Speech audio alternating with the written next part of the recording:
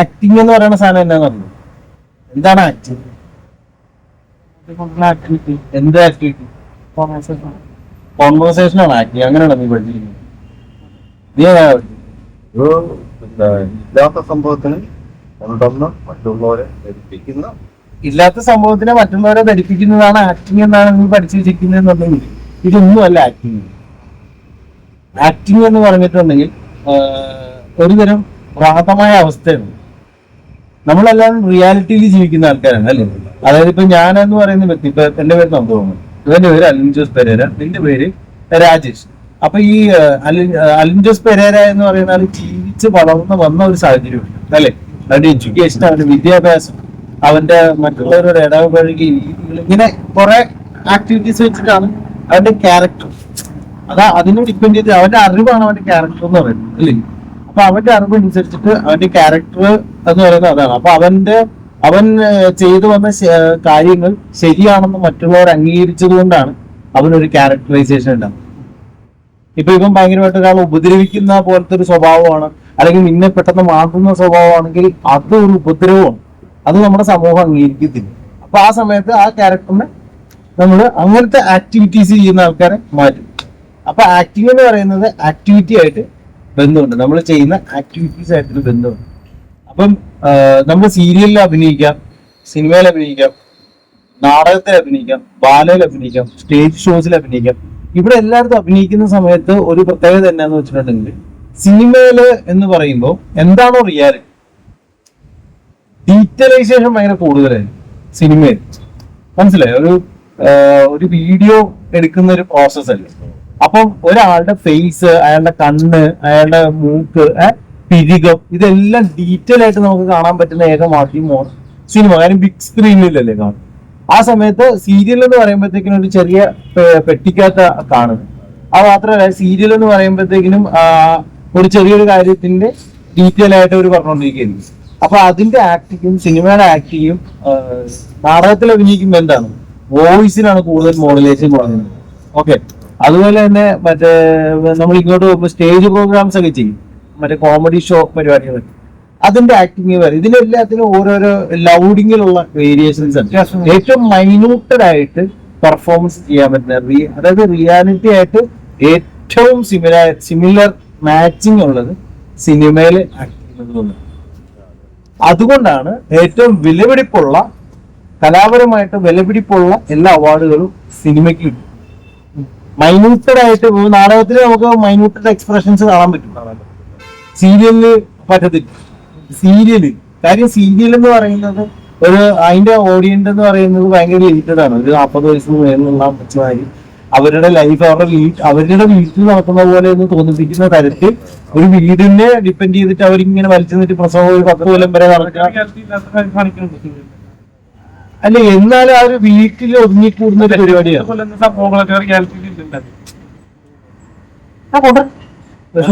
മറ്റേ ഭൂരിഭാഗം കാണുന്നുള്ളൂ, മറ്റുള്ളവർ നല്ല രീതിയിൽ ജീവിക്കുന്നവരും. അല്ല, ഞാൻ പറയുന്നത് സീരിയൽ എന്ന് പറയുന്ന ഒരു വീടും അതുമായിട്ട് ബന്ധപ്പെട്ടിട്ടുള്ള സംഭവങ്ങളായിട്ട് ബന്ധപ്പെട്ടിട്ടാണ്. അപ്പൊ അതും സിനിമയും തമ്മിൽ വരുമ്പോഴത്തേക്കും, സിനിമ എന്ന് പറയുമ്പോൾ വലിയ വിഷയത്തിന് നമ്മൾ 2 മണിക്കൂർ കൊണ്ട് പറയുകയാണ്. സീരിയൽ എന്ന് പറയുന്ന ചെറിയൊരു വിഷയത്തെ വലിച്ചു കെട്ടിക്കൊണ്ടുപോകാം. ഇന്നത്തെ പുതിയൊരു പരിപാടിയാണ് വെബ് സീരീസ് എന്ന് പറയുന്നത്. വെബ് സീരീസ് എന്ന് പറയുമ്പോഴത്തേക്കിനും നമുക്ക് മഹാഭാരതം 2 മണിക്കൂർ കൊണ്ട് പറയാൻ പറ്റും. അപ്പൊ അത് പറയണമെങ്കിൽ ഒരു 20 മണിക്കൂറൊക്കെ വേണം. ആ 20 മണിക്കൂർ വേണ്ടി വരുന്ന കഥകളെ പറയാൻ വേണ്ടിയിട്ട് യൂസ് ചെയ്യുന്നതാണ് വെബ് സീരീസ്. അതായത് വെബ്സൈറ്റിലാണ് അത് പ്രദർശിപ്പിക്കുന്നത്. പുതിയൊരു പരിപാടിയാണ് വെബ്സൈറ്റ്, മീൻസ് വെബ് എന്ന് വെച്ചാൽ ഇന്റർനെറ്റ്. അങ്ങനെയാണ് അത്. അതല്ല വെബ് സീരീസ് എന്ന് പറയുന്നത്. വെബ്സൈറ്റ് ത്രൂ ആണ് അത് വർക്ക് ചെയ്യുന്നത്, ഇന്റർനെറ്റ് ത്രൂ ആണ് അത് വർക്ക് ചെയ്യുന്നത്. മനസ്സിലായില്ലേ? മറ്റേ ബ്രോഡ്കാസ്റ്റിംഗിലല്ലല്ലോ അത് പോകുന്നത്, ഇന്റർനെറ്റ് മുഖേനയാണ്. അതാണ് വെബ് സീരീസ് എന്നതിന് പേര് കൊടുക്കുന്നത്. സീരീസുകൾ നമുക്ക് ചെയ്യാൻ പറ്റും. അപ്പൊ ഇത് ഇപ്പൊ നമ്മളൊരാൾ ആക്ടിങ്ങിന് വേണ്ടിയിട്ട് വരുമ്പോൾ നമ്മൾ ആദ്യം മനസ്സിലാക്കേണ്ട ഒരു കാര്യം എന്താണെന്ന് വെച്ചിട്ടുണ്ടെങ്കിൽ, ഫസ്റ്റ് ഓഫ് ഓൾ ഇതൊരു തൊഴിലാണ്. എന്താണ് ഇതിന്റെ തൊഴിൽ? ഒരു നിർമ്മാതാവ്, ആ നിർമ്മാതാവിന് വേണ്ടിയിട്ട് ഒരു പ്രൊഡക്റ്റ് ഉണ്ടാക്കുന്നു. മനസ്സിലായില്ലേ? ആരാണ് ഉണ്ടാക്കുന്നത്? ഒരു സംവിധായകനെ കൊണ്ടിട്ട് ഉണ്ടാക്കിയത്. ഇതിന്റെ കറക്റ്റ് ഫോർമേഷൻ ആണ് ഞാൻ പറയുന്നത്. ഇപ്പൊ അതിന് കുറെ വ്യത്യാസങ്ങളുണ്ട്. യഥാർത്ഥത്തിൽ ഒരു നിർമ്മാതാവിന് വേണ്ടി ഒരു പ്രൊഡക്റ്റ് ഉണ്ടാക്കാണ്. ഇപ്പൊ അച്ചാർ പോലത്തെ ഒരു പരിപാടിയാണ്. അപ്പൊ പൈസ എന്റെ കയ്യിലൊരു പൈസ ഉണ്ട്. ഇപ്പൊ ഞാൻ നിന്റെ അടുക്കല് എന്റെ കയ്യിൽ പൈസ ഉണ്ട്, ഞാൻ നിന്നെ ഒരു കട്ടിൽ പണിയാൻ വിളിക്കുകയാണ്. ഓക്കെ, അല്ലെന്നുണ്ടെങ്കിൽ ഞാനിപ്പോ എന്താ പറയാ ഒരു ബൂസ്റ്റ് ഉണ്ടാക്കാൻ വിളിക്കുന്നു, അല്ലെന്നുണ്ടെങ്കിൽ ഒരു അച്ചാർ ഉണ്ടാക്കാൻ വിളിക്കുന്നു. ഓക്കെ, അപ്പൊ ഞാൻ ചിന്തിക്കുക, അല്ലെങ്കിൽ ഒരു ഹോട്ടൽ, നമുക്ക് ഏറ്റവും ഈസി ആയിട്ട് പറയാൻ പറ്റുന്ന ഒരു ഹോട്ടലാണ്. അപ്പൊ ഞാൻ എന്റെ മനസ്സിൽ തോന്നുന്ന ഒരു ഹോട്ടൽ ഉണ്ടാക്കും, അതൊരു വിൽപ്പനയ്ക്ക് വേണ്ടിയിട്ട്.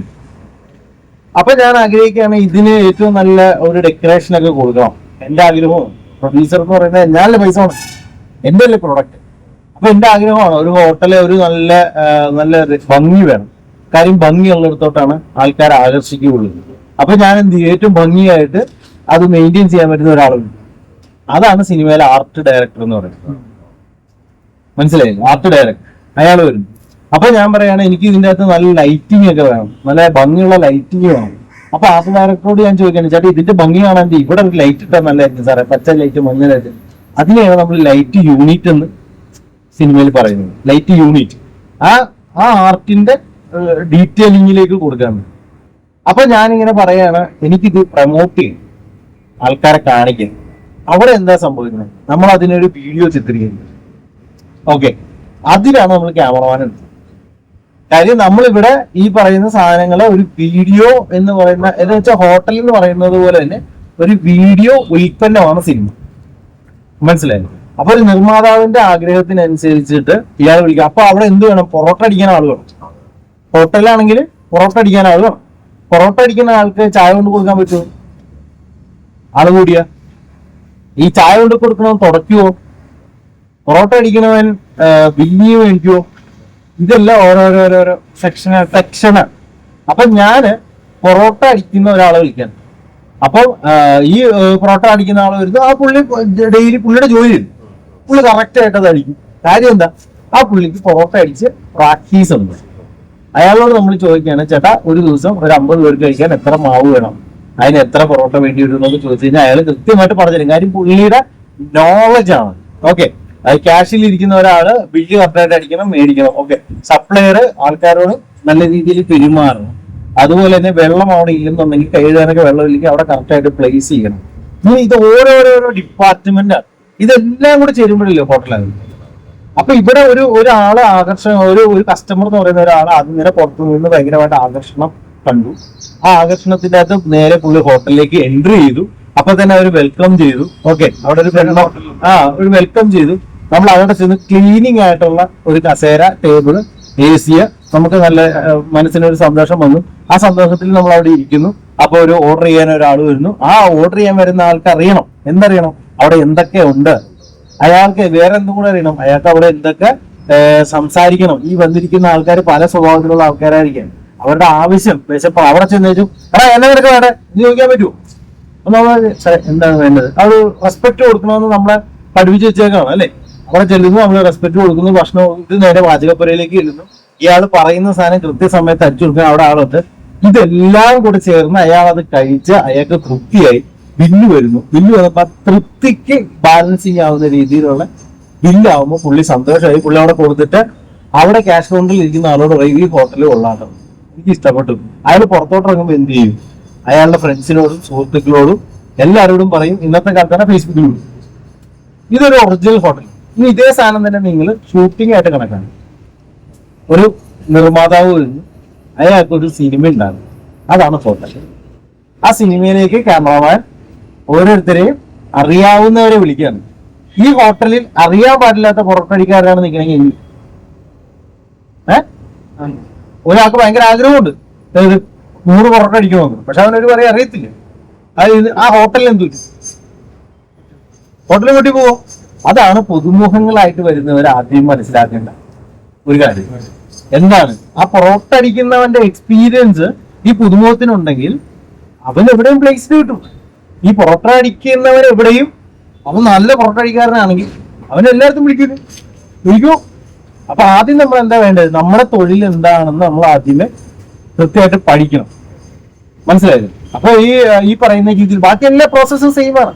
നമ്മൾ ഈ പ്രൊഡ്യൂസറെ ഇതെല്ലാം കൂടെ കൺട്രോൾ ചെയ്യാൻ വേണ്ടിയിട്ട് നമ്മൾ എല്ലാ ഹോട്ടലിലും ഒരു മാനേജർ എന്ന് പറഞ്ഞ ഒരാളുണ്ട്.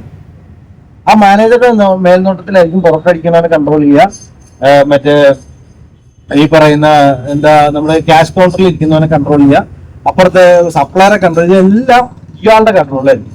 ഇയാളോടായിരിക്കും ഈ അകത്ത് വരുന്ന കസ്റ്റമറെ കൂടുതലായിട്ട് സംസാരിക്കുക. ചിലപ്പോൾ അയാളായിരിക്കും ഏറ്റവും നന്നായിട്ട് ബിഹേവ് ചെയ്യുക. ഇവർക്ക് ആവശ്യമുള്ളത് എന്താണെന്ന് മനസ്സിലാക്കി അതിന്റെ ഈ സാധനത്തിനെ മെയിൻറ്റെയിൻ ചെയ്ത് കൊണ്ടുപോകുന്നത് എപ്പോഴും ഈ മാനേജറായിരിക്കും. ഈ മാനേജർ ആകെപ്പാടെ പ്രൊഡ്യൂസർ, അതായത് അതിന്റെ നിർമ്മാതാവിനോട് മാത്രമേ റിപ്പോർട്ട് ചെയ്യൂ. ഈ മാനേജർ എന്ന് പറയുന്ന ആളാണ് ആക്ച്വലി ഒരു സിനിമയുടെ ഡയറക്ടർ എന്ന് പറയുന്ന പൊസിഷൻ. മനസ്സിലായി? പ്രൊഡ്യൂസർ എന്ന് പറയുന്ന ആൾക്ക് അയാളുടെ ആഗ്രഹം എന്താണ്? ഒരു അടിപൊളി ഹോട്ടൽ. ഓക്കെ, ഒരു അടിപൊളി ഹോട്ടൽ എനിക്ക് വേണം. അപ്പൊ ഈ മാനേജർ എന്ന് പറയുന്ന ആൾ അല്ലെങ്കിൽ CEO എന്ന് പറയുന്ന ആൾ അയാളോട് പറയുന്നത് എനിക്കൊരു അടിപൊളി ഹോട്ടൽ വേണം, ആൾക്കാരെല്ലാവരും വന്ന് കഴിച്ച് സന്തോഷത്തോടുകൂടി പോകണം.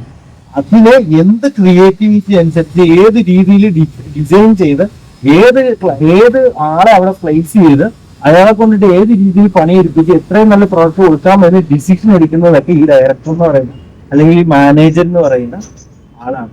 ഈ ബിസിനസ്സിലെ ഈ മാനേജർ എന്ന് പറയുന്നതിന് പല ഡിവിഷൻ ഉണ്ട്. ജനറൽ മാനേജർ, CEO, അങ്ങനെ പല. പക്ഷെ ഉദ്ദേശം സെയിം തന്നെയാണ്. സിനിമയിൽ അതാണ് ഡയറക്ടർ. ഓക്കെ, അപ്പൊ ഒരു സിനിമ എന്ന് പറഞ്ഞാൽ ആക്ച്വലി ഒരു പ്രൊഡ്യൂസറുടെയാണ്. ഒരു സിനിമ പൂർണ്ണ അധികാരവും അവകാശവും ഒരു പ്രൊഡ്യൂസർക്കാണ്. ഇത് പിന്നീട് എന്ത് സംഭവിച്ചു? ഇതേ ഹോട്ടലിന്റെ കഥ ഞാൻ കുറച്ചുകൂടി മാറ്റി പറഞ്ഞു. ഓൾറെഡി പണിതിട്ടിരിക്കുന്ന ഒരു ഹോട്ടൽ അല്ലെങ്കിൽ നേരത്തെ ഒരു ഹോട്ടലിൽ നിന്ന് പരിചയമുള്ള ഒരു മാനേജർ, ആ മാനേജറെ കൊണ്ടിട്ട് നിർമ്മാതാവ് ഒരു പ്രോഡക്റ്റ് ഉണ്ടാക്കി, എക്സ്പീരിയൻസ് ഉണ്ടല്ലോ. അങ്ങനെയാണ് വാല്യൂ വരുന്നത്. എക്സ്പീരിയൻസ് പ്ലേസ് ചെയ്യുമ്പോഴാണ് വാല്യൂ വരുന്നത്. അപ്പൊ നിങ്ങൾ ആക്ടേഴ്സ് ആണ്. ഈ ആക്ടേഴ്സ് എന്ന് പറയുമ്പോൾ ഈ പൊറോട്ടടിക്കാരനെ പോലത്തെ എക്സ്പീരിയൻസ് വേണം. ഇനി നമ്മളിതൊരു ഷൂട്ടിങ്ങിൽ കൊണ്ടുപോകാന്ന് വിചാരിച്ചു. ഈ ഹോട്ടൽ ഈ ഷൂട്ടിങ്ങിന് കൊണ്ടുപോകാൻ വേണ്ടിയിട്ട് പോകുമ്പോൾ നമ്മൾ ഒരു ഹോട്ടലിന്റെ കഥ പറയുമ്പോൾ നിന്നെ പൊറോട്ടടിക്കാരനായിട്ടാണ് ഞാൻ കാസ്റ്റ് ചെയ്യുന്നത്. ഓക്കെ, അപ്പൊ നിനക്ക് എന്താ അറിയണം? അല്ലെങ്കിൽ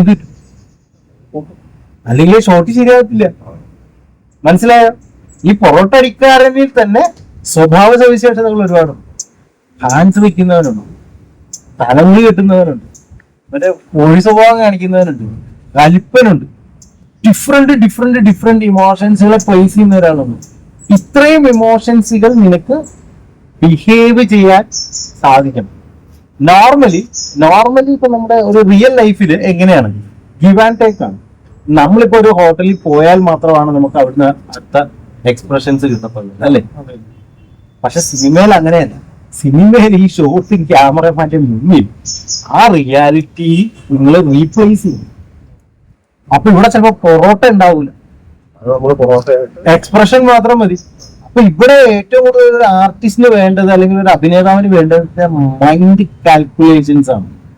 മൈൻഡില് ഇമാജിനേഷൻസിനെ കൂടുതലായിട്ട് വർദ്ധിപ്പിക്കണം. മനസ്സിലായോ? മൈൻഡില് ഇമാജിനേഷൻസിനെ വർദ്ധിപ്പിക്കണം. അതായത് നമ്മൾ ആ സിറ്റുവേഷൻസിനെ, അതായത് ഇതിപ്പോ പാർക്കാണെങ്കിൽ ഡയറക്ടർ പറയുന്നത് ഇതൊരു യുദ്ധഭൂമിയാണെന്ന് പറഞ്ഞാൽ നിങ്ങൾക്ക് ഇതിനെ യുദ്ധഭൂമിയായിട്ട് കാണാൻ മനസ്സുകൊണ്ട് സാധിക്കും. അതുകൊണ്ടാണ് ഞാൻ ആദ്യം പറഞ്ഞത് ആക്ടർ ഈസ് എ ഭ്രാന്തൻ. ആക്ടിങ് എന്ന് പറയുന്ന ഒരു മാഡ് പ്രോസസ്സാണ്. 10ാം ക്ലാസ് തോറ്റുപോയ കലാഭവൻ മണി ജില്ലാ കളക്ടറായിട്ട് വരുമ്പോൾ കണ്ടിരിക്കുന്ന പ്രേക്ഷകൻ വിശ്വസിക്കുകയാണ് അയാൾ ജില്ലാ കളക്ടറാണ്. ഓക്കെ, അവിടെ എന്താണ് സംഭവിക്കുന്നത്? ക്ലോണിങ് ചെയ്യാണ്. കളക്ടർമാരുടെ എക്സ്പീരിയൻസും അവരുടെ ഒരു സംഭവം മനസ്സിലാക്കിയിട്ട് അയാൾ കളക്ടറെ പോലെ ആയി മാറാണ്. പഠിച്ചിട്ടല്ലേ കിട്ടണം. പഠിച്ചിട്ട് കിട്ടുന്ന ബിഹേവിയർ മാത്രമാണ് ഒരു ആക്ടറെ കടമെടുക്കുന്നത്.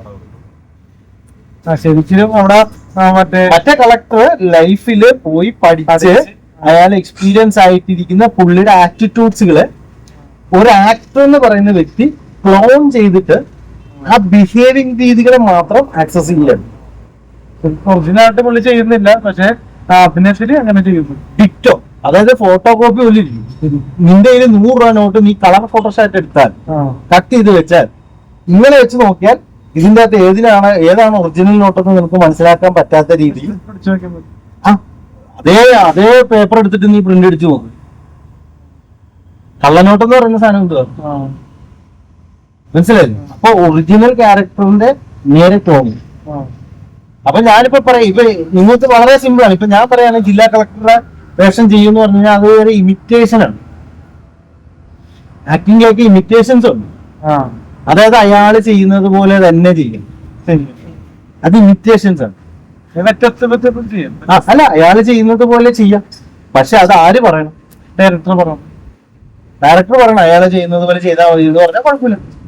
പക്ഷെ ഈ സാധനത്തിനെ കൺട്രോൾ ചെയ്യാനേ ഡയറക്ടർക്ക് പറ്റുള്ളൂ.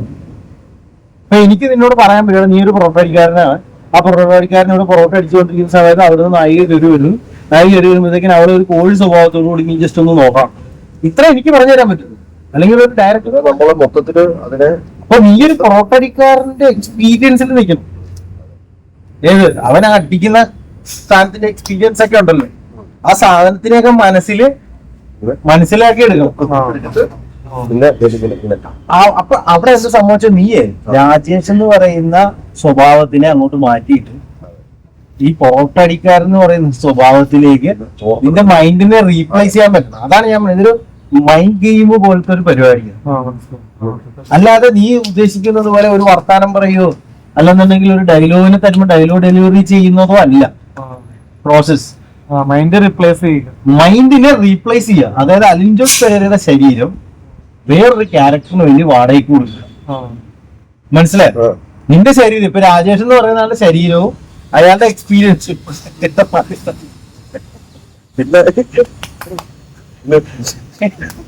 ഇങ്ങനെയാണ്. അലിൻ ജോസ് പെരേര എന്ന് പറയുന്നത് നിന്റെ ശരീരം മാത്രമാണ്. നിന്റെ ശരീരവും മനസ്സും വാടകയ്ക്ക് എടുക്കുകയാണ് ഡയറക്ടർ. മനസ്സിലായില്ലേ? എന്നിട്ട് ആ ഡയറക്ടർക്ക് ആവശ്യമുള്ള ക്യാരക്ടറിലേക്ക് നിന്നെ റീപ്ലേസ് ചെയ്യും. അപ്പൊ നിന്റെ ആറ്റിറ്റ്യൂഡോ ഇപ്പൊ നിനക്ക് ചിലപ്പോ ചിക്കൻ കറി ഇഷ്ടമല്ലായിരിക്കും, പക്ഷെ എന്റെ ക്യാരക്ടർ ഇപ്പൊ ബിനോയ് എന്ന് പറയുന്ന ക്യാരക്ടറിന് ചിക്കൻ കഴിക്കുന്ന ആളാണ്. നീ അത് ചെയ്തേ പറ്റുള്ളൂ, അല്ലേ? അപ്പൊ ഞാൻ അഭിനേതാവായിട്ട് എന്റെ തൊഴിൽ ഞാനൊരു അഭിനേതാവാകാൻ വേണ്ടിയിട്ട് തീരുമാനിച്ചു, അല്ലെങ്കിൽ എന്റെ തൊഴില് അഭിനയം ആണ് എന്ന് നിശ്ചയിച്ചാൽ അന്ന് മുതൽ മനസ്സിലാക്കിക്കോണം, ഈ ലോകത്തുള്ള എല്ലാവരും ഏത് ടൈപ്പ് ഓഫ് ആൾക്കാരുടെയും കഥാപാത്രങ്ങളെ എന്റെ മനസ്സിലേക്ക് ആവാഹിക്കാൻ സാധിക്കുകയും ആ കഥാപാത്രമായിട്ട് മാറാൻ ഞാൻ തയ്യാറാവുകയും ചെയ്യുന്ന ഒരു 10 നിമിഷത്തിനെയാണ് ആക്ടിങ് ലഹരി എന്ന് പറയുന്നത്. നമ്മളെ കള്ളുപിടിക്കുമ്പോൾ ഒരു കിക്ക് കിട്ടും. ഇപ്പൊ ഞാനിപ്പോ കള്ളുപിടിച്ചിട്ടില്ല. ഇപ്പൊ എന്നോടിപ്പോ ഒരു കള്ളുപിടിയാനായിട്ട് അഭിനയിക്കാൻ പറയാനില്ല. അപ്പൊ എന്റെ മനസ്സിൽ ഞാൻ കള്ളുപിടിക്കുന്ന ആ രീതി ഉണ്ടല്ലോ, പലതരം കള്ളുപിടിയുണ്ട്. ഇപ്പൊ നമ്മൾ ഒരു സാധനം എടുത്തു വെച്ചു, ഒരു ചെറുതടിക്കണം, ഇങ്ങനെ നിൽക്കും, വെറുതെ നിൽക്കും. അല്ല, അതൊക്കെ കൂടുമ്പോഴേ അതായത് പറഞ്ഞാൽ അടിക്കുമ്പോ മാറും, സാധനം മാറും. അടിച്ച് കുഴഞ്ഞു കഴിയുമ്പോ പിന്നെ തൂണിട്ട് കഴിഞ്ഞാൽ പിന്നെ അത് അടിച്ച് കുഴയുമ്പോഴാണ് എന്നൊക്കെ പറയാൻ പറ്റും. ഇത് അടിച്ച് കുഴയുമ്പോഴാണ്. അല്ലൊന്ന് മദ്യപിക്കുന്ന സിനിമ, ചിലവര് നടന്നു മദ്യപിക്കുന്ന സിനിമ അടിച്ചു കഴിഞ്ഞു പതുക്കെ ഇതൊക്കെ ഈ ചെയ്യുന്ന മദ്യപാനി സ്റ്റേജില് പലരും ചെയ്ത മദ്യപാനിയെ നീ കോപ്പി അടിക്കുക. നീ മദ്യപിക്കുമ്പോ എങ്ങനെ നീ ഇങ്ങനെയൊക്കെ ചെയ്യും? നീ ഒന്ന് ശരി, അത്ര നീ ചെയ്യൂ ഒരുപാട് മദ്യപിച്ചു ഓവറായി കഴിഞ്ഞാൽ അതെ നീ പറ. അല്ലെങ്കിൽ പിന്നെ നമ്മള് എന്ന് പറഞ്ഞാൽ ആരെങ്കിലും വിളിച്ചു നീ ഫോൺ വിളിച്ച മദ്യപിച്ചിട്ട് അതെ അപ്പൊ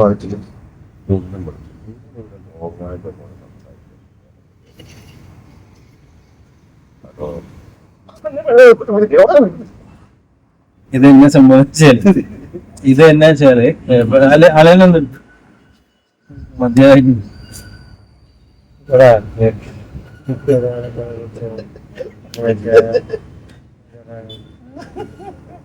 ഇതെന്നാന്ന് വെച്ചാൽ ഇതെല്ലാം ഇത് നിങ്ങൾ സ്റ്റേജിൽ അയ്യപ്പ ബൈജുവിനെയാണ് നിങ്ങൾ ആക്ട് മറ്റേ ഇതിങ്ങനെ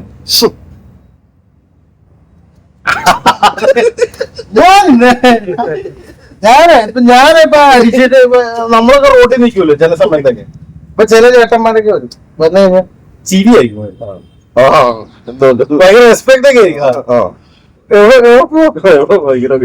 ഞാൻ ഉറപ്പുള്ള വരുമ്പോ ഇങ്ങനെ ഒറിജിനൽ ക്യാരക്ടർ ഒറിജിനൽ എങ്ങനെ ഒറിജിനൽ പീപ്പിൾ ഇങ്ങനെ എല്ലായിടത്തും ഇങ്ങനെയൊക്കെ നിൽക്കുന്ന ഒരു വ്യക്തിയാണ്. അപ്പോൾ അടിച്ചു കഴിയുമ്പോൾ പുള്ളിക്ക് അതിവിനയം നമസ്കാരം ഉണ്ട് കേട്ടോ, നമസ്കാരം ഉണ്ട്. അല്ല ഇങ്ങനെ നിൽക്കുന്നത് അത് ഈ കിടന്ന് ആടുന്നതെന്ന് പറഞ്ഞാല് ഈ പറയുന്ന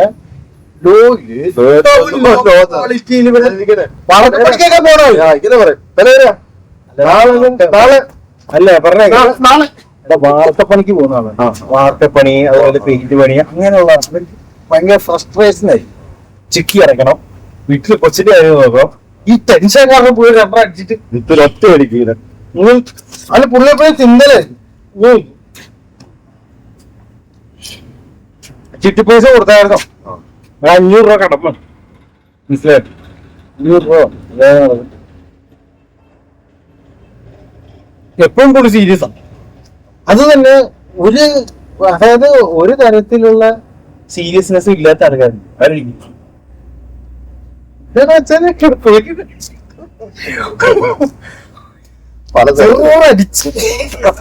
അത് അങ്ങനെയാണ്. അപ്പൊ ഇത് ഈ സാധനം നമ്മുടെ ഉൾബോധ മനസ്സിൽ ഇങ്ങനെ ഡിഫറെന്റ് ആയിട്ട് വരാൻ പറ്റണം. നീ ഇവിടെ പ്രതിജ്ഞക്ക് നിന്നിട്ടുണ്ടോ? നമ്മുടെ ഫോണ്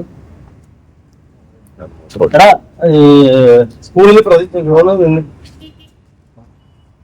കയ്യൊന്നും ഇത് പ്രതിജ്ഞയാണ്, സ്കൂളാണെന്ന് കരുതി. അപ്പൊ ഇവിടെ നിൽക്കണവരാ ടീച്ചർമാര്. അപ്പൊ പ്രതിജ്ഞ ചെയ്തു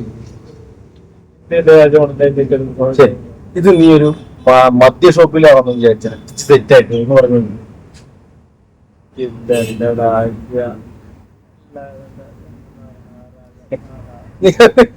നീ ആക്ട് ചെയ്യുമ്പോ നിനക്കത് ശരിയായിട്ട് തോന്നും. ശരിയായിട്ട് തോന്നണം. ആക്ട് ചെയ്യുന്നത് ശരിയായിട്ട് തോന്നുന്നു. പഠിച്ചോണ്ടിരിക്കണ തോന്നുന്നു. ശരിയായിട്ടല്ല നീ ചെയ്യുന്നതിനകത്ത് നിനക്കൊരു തൃപ്തി വരുന്നു. ചെയ്തുകൊണ്ടിരിക്കുമ്പോഴേ എന്നോടൊരു 100 രൂപ നിനക്കിപ്പോ ഇവിടുന്ന് ലുലുമാളിപ്പോ സിനിമ നിന്റെ കയ്യിൽ പൈസ ഇല്ല, എന്നോടൊരു 100 രൂപ കടമായിട്ടൊന്ന് ചോദിച്ചു. അപ്പൊ ഞാൻ തിരിച്ച് റിയാക്ട് ചെയ്യാം. എന്തിനാണോ 100 രൂപ? ബ്രാക്കിള് അപ്പോഴും OTT വരുമ്പോ കണ്ടാ പോയി. എന്ത് നീ എന്തിനു ചിരിക്കുന്നു? ചിരിച്ചു പറഞ്ഞാലാണോ നിനക്ക് പൈസ കിട്ടുള്ളൂ?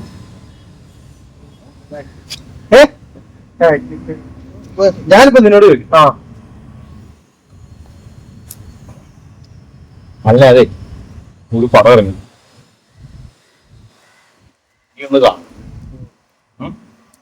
നീ കാണുന്നതാ നിനക്ക് മുഴുവൻ നീ ടിക്കറ്റ് എടുക്കട്ടെ.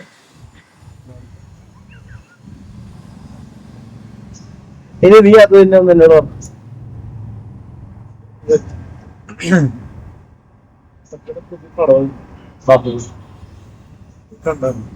നിനക്ക് സൗണ്ട് ഇല്ല പുതിയ പടം അറിയുന്നുണ്ട്. പയ്യങ്കാലൊക്കെ ഒന്ന് അത് പുതിയ പടം അറിയുന്നുണ്ട്.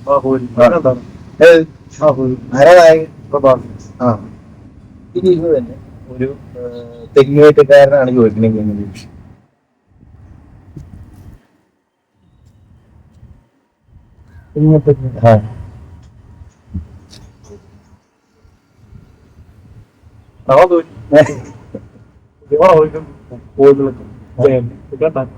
നീ നേരെ തെങ്ങേറ്റക്കാരെന്ന് കാലഘട്ടത്തിൽ പറയാം 2023. അതൊരു എക്സിക്യൂട്ടീവ് ആണെങ്കിൽ എങ്ങനെ സംസാരിക്കും?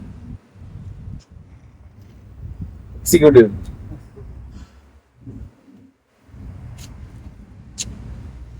അതെ സാറേ സുഖല്ലേ?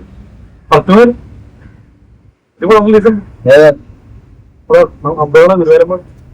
ഇത് തന്നെ ഒരു പോലീസുകാരനാണ്. എന്നോട് അപ്പൊ അവിടെ ഇരിക്കുന്ന സ്റ്റേറ്റിൽ ഇരിക്കുന്ന പ്രതിയോട് സ്റ്റേഷനിൽ പ്രതിയോട്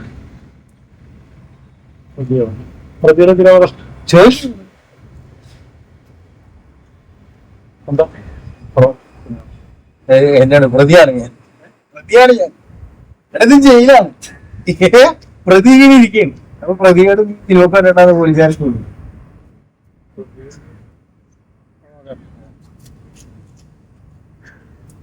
എല്ലാവർക്കും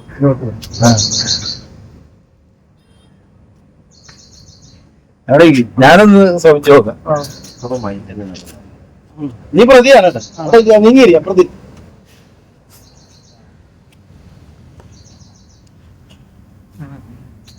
ഇതാണ് ജയിലൊക്കെ കണ്ട് പടത്തിന് പോയാലോ? ജാമ്യം എടുക്കുന്നോ നാളെ വീട്ടുകാരെ കുറിച്ച് ജാമ്യം എടുക്കും. ഓർഡർ ടിക്കറ്റ് പറഞ്ഞു 11 മണിക്ക് സിനിമ പോകാം. ദേഷ്യപ്പെട്ടത് റിയാക്ഷൻ ഇല്ല.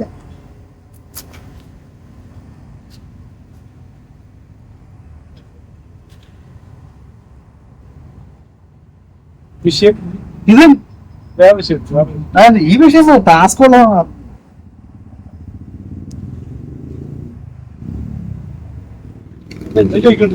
അതായത് ഇപ്പൊ ഞാൻ പ്രതിയാണ്, പിന്നെ പ്രതി അറസ്റ്റ് ചെയ്ത് കൊടുക്കണം വെച്ചേക്കാണ്. പോലീസുകാരൻ ഒരു തമാശക്ക് നീ പോലീസുകാരൻ പുള്ളി കേട്ടോണ്ടിരിക്കുന്നു. അപ്പൊ പുള്ളിക്ക് ഒരു പണി കൊടുക്കും.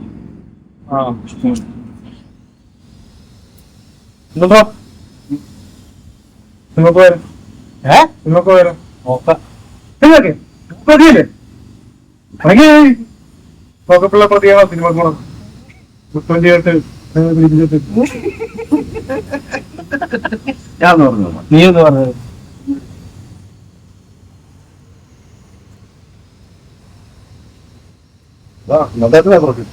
ഞാൻ പറഞ്ഞു.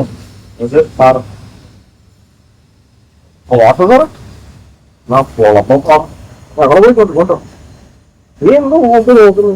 നീ കിടക്കും പറഞ്ഞോ വരുന്നോ ഇപ്പൊ പറഞ്ഞു.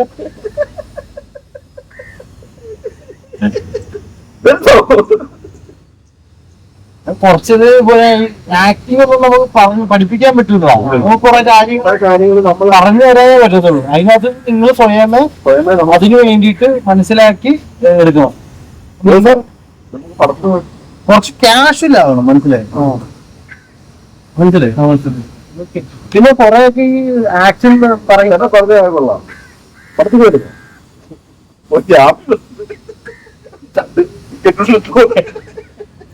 അല്ല ഞാൻ നമ്മളെ ലോജിക്കിനെ കുറിച്ചിട്ടൊന്നും പിന്നെ അതിനകത്ത് വൈഫ് ആയിട്ടോ ചോദിക്കുമ്പോഴേ സാറേ വൈഫ് ഉണ്ടോ? വൈഫ്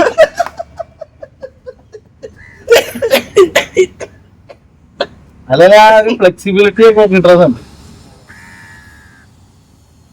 മാറും ശരിയാണ്. നമ്മളിങ്ങനെ ചെയ്യണോ? പ്രാക്ടീസ് ചെയ്യും. Practice make perfect. അതിന്ന് ഒരുപാട് നിങ്ങൾക്ക് എന്തെങ്കിലും സംശയം ഉണ്ടോ ചോദിച്ചു. ഞാൻ പറഞ്ഞു.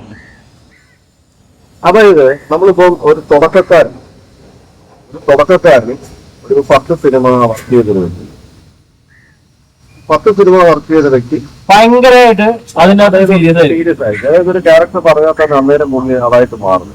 പക്ഷെ തുടക്കക്കാരന് അതായത് ഇതിന്റെ അകത്ത് ഏറ്റവും വലിയ എലമെന്റ് ട്രസ്റ്റ് എന്ന് പറയും.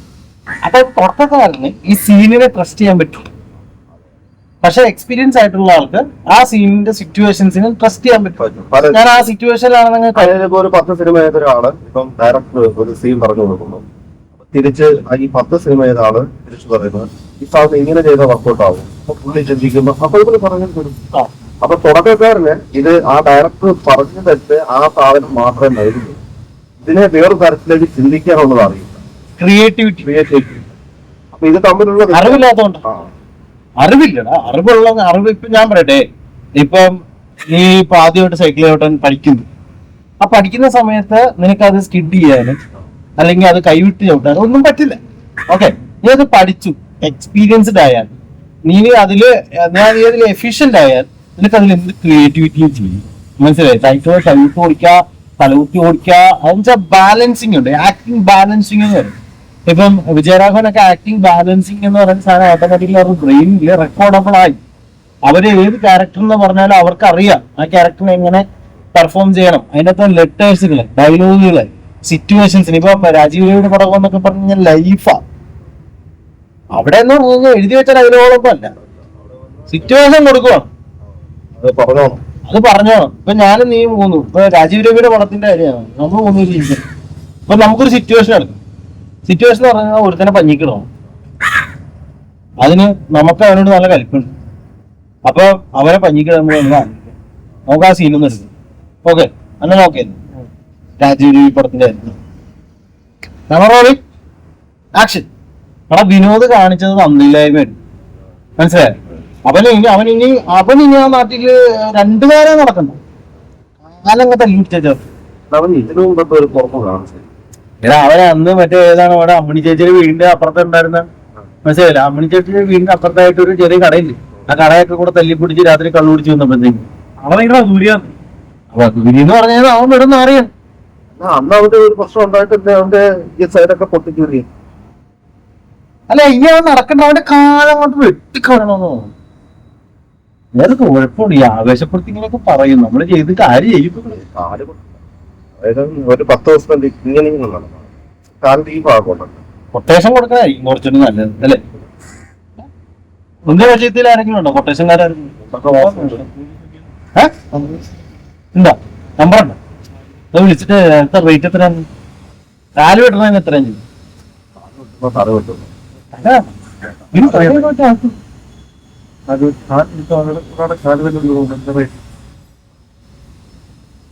ഒരു കാലിന് മുടന്നുണ്ടെന്ന് പറയാം, റേറ്റ് വല്ല കുറവുണ്ടാ ചെയ്തു. മുടക്കുള്ള കാര്യം കേസ് അയക്കൂലെന്ന് പറയാം, കേസ് പുള്ളി തന്നെയാണ്.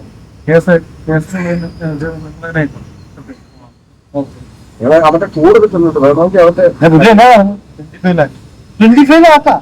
അത്ര വിലയുണ്ടോ അതിന്? അവന്റെ തോക്ക് വെച്ചാൽ അയ്യോ അങ്ങനെ 25 ആക്ക് വേണ്ട, അയാളൊരു 15 ലക്ഷം രൂപ നമുക്ക് ഒരു പറ്റി കിട്ടി. അയ്യോ അത്രയും പൈസ കൊടുത്തിട്ടൊന്നും അവന്റെ കാലൊന്നും വിട്ടുവന്നു പോയില്ല. അവൻ ജീവിക്കണേ നല്ലത് അല്ലേ? ഇവിടെ ഞാനും പെരേരയ്ക്ക് ഒരു അത്യാവശ്യമായിട്ട് എന്നെ കൂട്ടു വിളിക്കും, ഒരു സ്ഥലത്ത് പോകും. അപ്പൊ ഞാനൊരു തന്നെ പൈസ കൊടുക്കാം, അപ്പൊ അവൻ വിളിക്കും എന്നുള്ളൊരു പ്രതീക്ഷ ഇങ്ങനെ സംസാരിക്കുമ്പോഴാണ് പെരേരയ്ക്ക് എന്നെ കൊണ്ട് അവിടെ എത്തണം. എനിക്കാണോ മറ്റവൻ വിളിച്ചാൽ ആ പൈസ എങ്ങനെയും കൊടുക്കണം, അല്ല അവൻ വീട്ടിൽ വരും. അതാണ് നമ്മുടെ പ്രശ്നം. അപ്പൊ പെരേര തുണി അവിടെ ഇപ്പൊ 10:55 ബസ് ഇപ്പൊ ചെന്നാൽ അതിന് കയറാം. അപ്പൊ അന്നേരം മറ്റേ വീട്ടിൽ നിന്ന് വിളിക്കണം, ഹലോ അതൊക്കെ പിന്നെ വിളിക്കാം. അപ്പൊ പെരേരയുടെ പേര് മാത്രം ചിന്തിക്കുന്നു. അത് ഞാൻ ഇപ്പൊ ഒരു അരമണിക്കൂർ ഇപ്പൊ അയച്ചേരാം, ഇപ്പൊ കാറ്റ്. അപ്പൊ ഈ നടന്നു പോകുന്ന കൂട്ടത്തിൽ എന്റെ ശ്രദ്ധ എനിക്ക് അവിടെ പൈസ കൊടുക്കണം. പെരേരയ്ക്ക് എന്നെ കൊണ്ട് അവിടെ എത്രയും പെട്ടെന്ന് എത്തണം, വണ്ടി പോലെ. അപ്പൊ നമ്മൾ ഈ പെരേര സ്പീഡ് കിടക്കും. ഞാനപ്പം അപ്പൊ ഞാനിങ്ങനെ ഇത് ടൈപ്പ് ചെയ്ത് സ്പീഡ് ചെയ്യും. അപ്പൊ രണ്ടുപേരുടെ ആറ്റിറ്റ്യൂഡ് അവിടെയാണ്, രണ്ടുപേരുടെ. അപ്പൊ ഇത് കാണുന്ന പ്രേക്ഷകർക്ക് മനസ്സിലാവും നീ ഇപ്പൊ ശരിക്കും എന്നെ ഉദ്ദേശിക്കുന്നത് മനസ്സിലാവും. ഡയറക്ടറോട് ഇവനൊരു ഡയറക്ടർ നീ ചാൻസ് ചോദിക്കാമെന്നാണ്, നിങ്ങൾ തമ്മിലൊന്ന് കോൺവെർസേഷൻ ചെയ്തു ചാൻസ് ചോദിക്കാം. ശരി എങ്ങനെയുണ്ടെന്ന് അവിടെ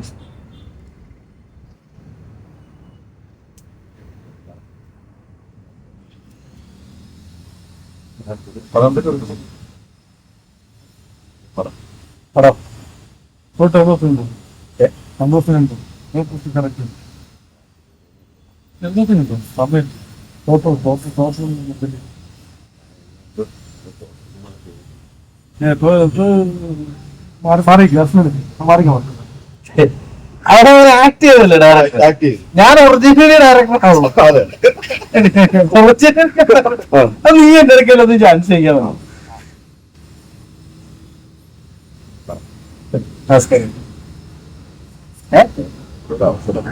അവസരം ആണോ? നേരത്തെ ഏതെങ്കിലും സിനിമയിൽ അഭിനയിച്ചിട്ടുണ്ടോ? ആണോ? എവിടെ വീട്? എവിടെ? ആ നന്നായിട്ട് അഭിനയിക്കുന്നുണ്ടല്ലോ. അതായത് ഈ പടത്തിന്റെ അകത്ത് ഇപ്പൊ ഓൾറെഡി നമ്മുടെ കാസ്റ്റിംഗ് കഴിഞ്ഞു, ഷൂട്ട് അടക്കമാണ്.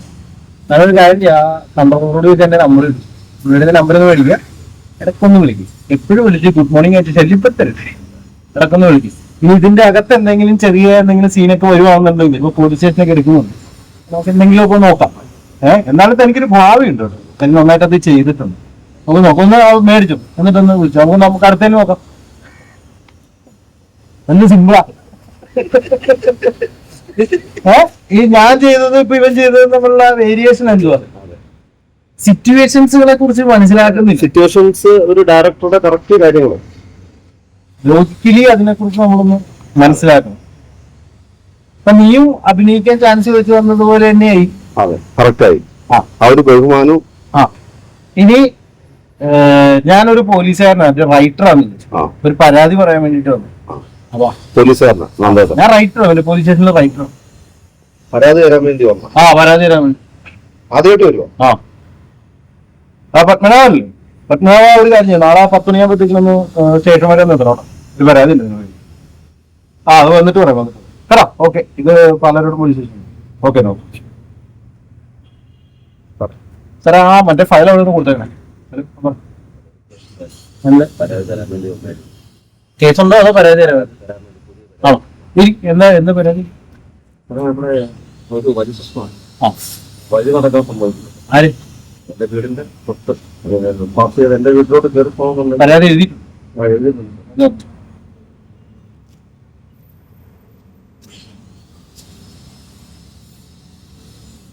ഇതേ എസ് ഐ ഉണ്ട് സാറേ. എസ് ഐ ഉണ്ട് സാറേ, ഫ്രീ ആണോ? ഒരു 10 മിനിറ്റ് ഇരിക്കും. അല്ല, അത് എസ് ഐനെ കണ്ടിട്ട് ചെയ്യണം. ഇത് വഴി പ്രശ്നം തർക്കമല്ലേ? ഇങ്ങനെ വീടിന്റെ അടുത്തുള്ള തന്നെയല്ലേ? മദ്യപാനം അല്ലേ? നിങ്ങൾക്ക് എന്താ ജോലി എന്താ? നിങ്ങൾ മറ്റേ കഴിഞ്ഞ കേസ് സോൾവ് ആയിരുന്നു. എപ്പോഴും ഇങ്ങനെ പ്രശ്നമായിട്ട് വന്നിട്ട് നമുക്ക് പണി ഉണ്ടാക്കുമോ? ഒരു കാര്യം എന്നാലും അവിടെ എസ് ഐ വരും. അപ്പൊ എസ് ഐനെ ഒന്ന് കാണിക്കും, എന്നിട്ട് നമുക്ക് എന്നാ വെച്ചാൽ നോക്കണം.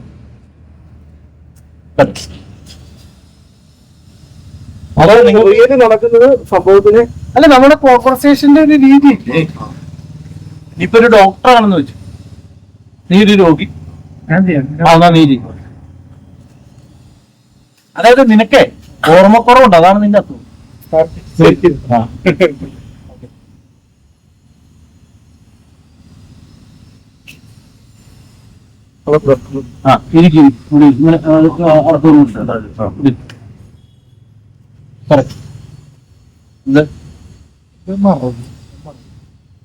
വികാസ് 35. എന്താ പ്രശ്നം?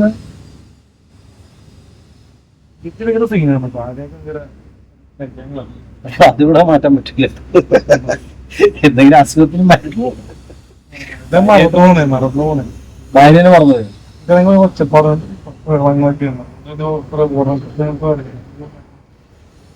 ഓർമ്മപ്പശ ഇതിപ്പം എനിക്ക് മനസ്സിലായത്, ഇപ്പം നിലവിൽ എനിക്ക് BP ഉണ്ടോ?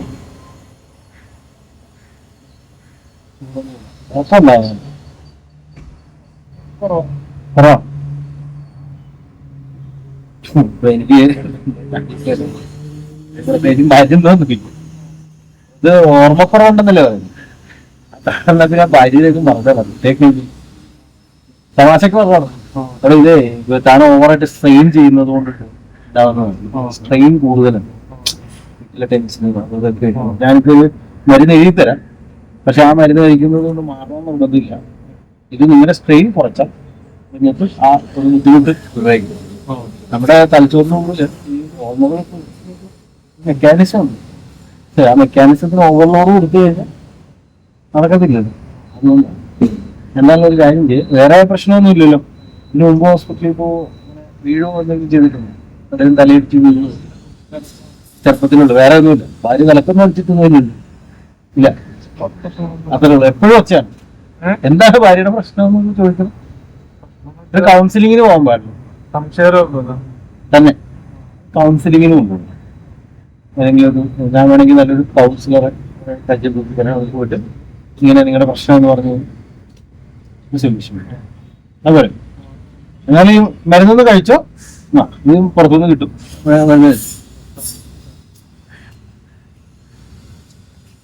ശരിക്ക് നിങ്ങളിങ്ങനെ ഒരു കാര്യം ചെയ്യണം, ഇങ്ങനെ പഠിച്ചു തോന്നുന്ന ഒക്കെ ഒന്ന് ആക്ട് ചെയ്തു. എനിക്ക് ശരിക്കും ഇതിന്റെ ഒരു ഫ്ലുവൻസി എനിക്ക് ശരിക്കും ഇപ്പൊ ഇത്രയും നമ്മൾ പെർഫോം മനസ്സിലായ ഒരു കാര്യം തോന്നുന്നു. അതായത് ആക്ടിങ് നമുക്ക് ഓപ്പോസിറ്റ് നിൽക്കുന്ന കഥാപാത്രം എത്രത്തോളം സപ്പോർട്ടിങ് ആണോ അത്രത്തോളം അതിന് ഓപ്പോസിറ്റ് നിൽക്കുന്ന കഥാപാത്രത്തിന് അതിനിപ്പോ നമുക്കൊരു പണി. ഈ നീ ആ പറയുന്ന ഒരു ഗിവ് ആൻഡ് ടേക്ക് പരിപാടിയല്ലേ? അപ്പൊ ആ ഗിവ് ആൻഡ് ടേക്ക് പരിപാടിക്കകത്ത് ഇപ്പൊ ഒരു കാര്യം ചെയ്യാം, നമ്മൾ രണ്ടുപേരും ലോട്ടറി അടിച്ചു. നമ്മൾ രണ്ടുപേരും കൂടെ എടുത്തത്. ആ പൈസ പപ്പാതി വീതിച്ചെടുക്കും. എനിക്ക് പക്ഷെ പൈസ മൊത്തം തരാൻ കഴിയല്ല. നിന്നെ ഞാനെങ്ങനെ ഒഴിവാക്കി വിടണം? നിനക്കത് മനസ്സിലായി.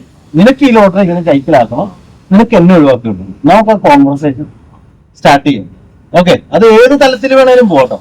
മീൻസ് കോമഡി ആകാം, സീരിയസ് ആകാം, ദേഷ്യമാകാം, എല്ലാ ഇമോഷൻ. ഓക്കെ, നീ കണ്ടുപിടിച്ചോടാ. ഇവനെ എങ്ങനെ വിടരുത്ത? ഇവൻ വെറുതെ ഡമ്മിയായിട്ട് ഫോണൊക്കെ നോക്കിക്കൊണ്ടിരിക്കുക. പബ്ലിക് പ്ലേസിൽ ഇടയ്ക്ക് വേണം ഇന്ററാക്ട് ചെയ്തു. നമ്മളിരിക്കാണ്. രാശേ, ഞാനൊരു കാര്യം പറയട്ടെ. നിനക്ക് ഞാൻ അമേരിക്കക്ക് ഒരു ടിക്കറ്റ് എടുത്ത് തന്നാ നീ അവിടെ പോകും? എടാ, അവിടെ പോയി ജോലി ചെയ്ത് സുഖമായിട്ട് ഇരിക്കാൻ പാടില്ല. ടിക്കറ്റ് എടുത്ത് തരാം. പിന്നെ അതിപ്പോ 50 ലക്ഷം അടിക്കില്ലേ ലോട്ടറി? എനിക്ക് തന്നെ ഞാൻ എടാ, 50 ലക്ഷം രൂപ ലോട്ടറി അടിച്ചെന്ന് പറഞ്ഞാൽ അതിന്റെ ടാക്സും എല്ലാം കഴിഞ്ഞിട്ട് 10-25 രൂപ കിട്ടിയാ കിട്ടിയെന്ന് പറയാം. 12 രൂപ.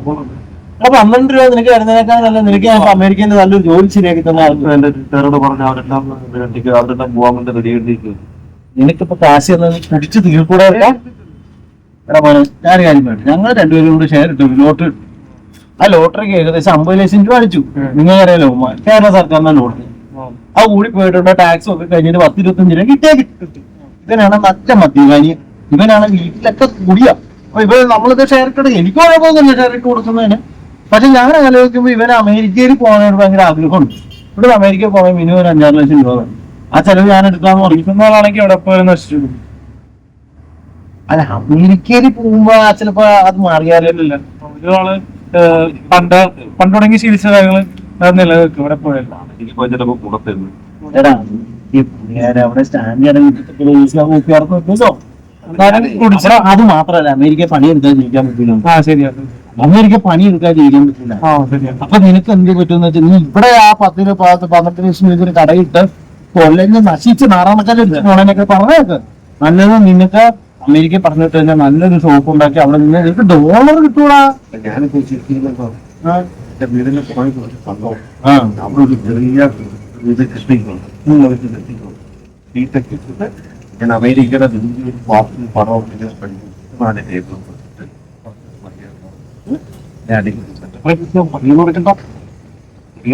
ഞാൻ പറഞ്ഞപ്പോ കറക്റ്റായി. അത് ആ പൈസ നശിപ്പിക്കും. അതിനേക്കാളും നല്ലത് ഇവനെ അമേരിക്കക്ക് ടിക്കറ്റ് കൊടുത്ത് ഞാൻ പറഞ്ഞു വിടാല്ലേ. എന്നിട്ട് ഈ കയ്യിലിരിക്കുന്ന കാശ് ഇവന്റെ വീട്ടുകാർക്ക് കുറേശ്ശെ കൊടുത്ത് അവരുടെ കാര്യം നോക്കുന്നതല്ലേ. നീ മുടിപ്പിക്കൂടാ. നീ ആ കാശ് മുടിപ്പിക്കും. അതാ നീ ഒരു കാര്യം, മൊത്തം പൈസ നീ എടുത്തു. എന്നിട്ട് എന്റെ ചെലവ് മൊത്തം നീ നോക്കിയാൽ അല്ല, നീ മൊത്തം പൈസ എടുത്തോ. എന്നിട്ട് എന്റെ ചെലവ് മൊത്തം നീ നോക്കിയാൽ സീരിയസ്. എന്റെ എല്ലാ ചെലവും നീ എടുത്തു. ഞാൻ അമേരിക്കക്ക് പോകണം. അവിടെ ചെന്നിട്ട് ഒരു ബെറ്റി കാറൊക്കെ എടുത്ത് സുഖമായിട്ട് ഞാൻ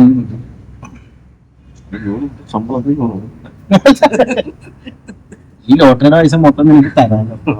നീ അതിൽ എടുത്തോണ്ടാണ് മൊത്തം പൈസ നിനക്കല്ലേ കിട്ടിയേക്കണേ. എന്റെ ചെലവ് നോക്കാനല്ലേ ഞാൻ പറയുന്നുള്ളൂ.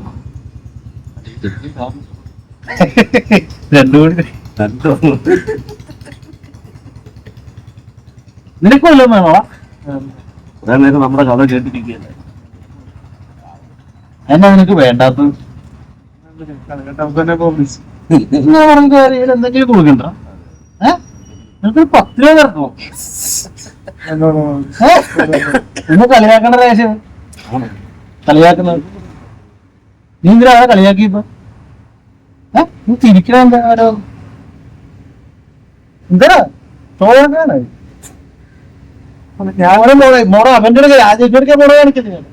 ഞാൻ അടിച്ച് നിർത്തുകളെ ചിലപ്പോ നിങ്ങൾ തമ്മിൽ എന്തെങ്കിലും പ്രശ്നമുണ്ടെങ്കിൽ നിങ്ങൾ പറഞ്ഞു തീർക്കും. എനിക്ക് ഇതിനെക്കുറിച്ച് കൂടി സംസാരിക്കാൻ ഞാൻ വിചാരിച്ച അറിയേണ്ട ആരെങ്കിലും ആയിരിക്കും. എന്റെ ആരും ഇല്ല. നിങ്ങളല്ലേ ഒരു കമ്പനിക്കാരെ. പിന്നെ ഇടയ്ക്ക് ഇവിടെ ഇരിക്കുന്ന കണ്ടപ്പോ നിങ്ങൾ സപ്പോർട്ട് ചെയ്ത് സംസാരിച്ചായിരിക്കും. നിങ്ങൾ തമ്മിൽ എന്തെങ്കിലും പ്രശ്നമുണ്ടെങ്കിൽ നിങ്ങൾ പറഞ്ഞു തീർക്കും. എനിക്ക് ഇതിനകത്തൊന്നും പറയാനില്ല. പിന്നെ അല്ലെങ്കിൽ പൈസ എന്റെ ലോട്ടറിയുടെ പൈസ കൊടുക്കാന്ന് പറഞ്ഞു. ഞാൻ വിചാരിച്ച അറിയുന്ന ലോട്ടറിയുടെ പൈസ പകുതി കൊടുക്കാൻ തരാന്ന് പറഞ്ഞാൽ ഞാൻ വിചാരിച്ച അറിയുന്നല്ലേ പറഞ്ഞ നിങ്ങൾക്ക് കൊടുക്കണ്ടെന്ന്. ഇവൻ നിന്നോർക്ക് കൊടുക്കണ്ടെന്ന് പറഞ്ഞു. അതിൽ ഇവൻ നിന്നോർക്ക് കൊടുക്കണ്ടെന്ന് പറഞ്ഞു. ഞാൻ അറിയില്ല. നീ എന്നാണ് ഇങ്ങനെ പൈസ കൊടുക്കണ്ടെന്ന് പറയാൻ നീ ആരോ അതെ നിങ്ങൾ രണ്ടുപേരും കൂടി വന്നിട്ട് എനിക്കിട്ട് പണിയാന്നുള്ളത് എനിക്ക് മനസ്സിലായി. കൂടുതൽ ഡൈലി ഒന്നും ഇരിക്കുന്നു. അതിനപ്പോ എന്നെ ഇവിടെ കൂട്ടാൻ വേണ്ടി കൊണ്ടുവന്ന ഈ ആറിനെ അല്ലേ?